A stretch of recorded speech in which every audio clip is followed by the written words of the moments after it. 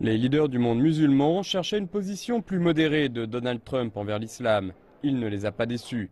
Le président américain a décrit l'islam comme une religion de paix et accusé les idéologies extrémistes d'être pleinement responsables du terrorisme.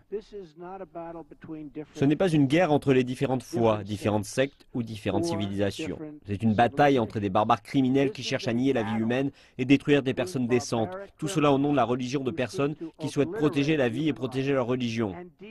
C'est une bataille entre le bien et le mal. Donald Trump a appelé les pays musulmans à prendre des rôles de leader et des mesures pratiques pour combattre la menace mondiale que représente le terrorisme. Les États-Unis et les pays du Golfe ont signé un accord pour travailler ensemble en vue de bloquer les flux monétaires qui permettent de financer les groupes extrémistes. Trump a demandé à davantage de pays à se joindre à cette lutte. De son côté, l'Arabie saoudite a annoncé qu'elle dirigerait un effort international pour lutter contre les idéologies radicales.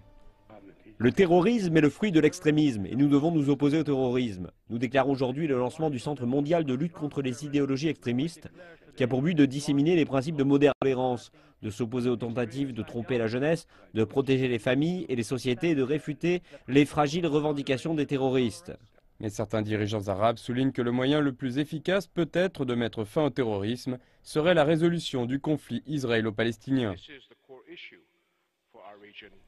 C'est le cœur de notre région et elle a conduit à la radicalisation et à l'instabilité au-delà de notre région, à l'intérieur du monde musulman. La communauté internationale a un intérêt dans une paix qui soit juste.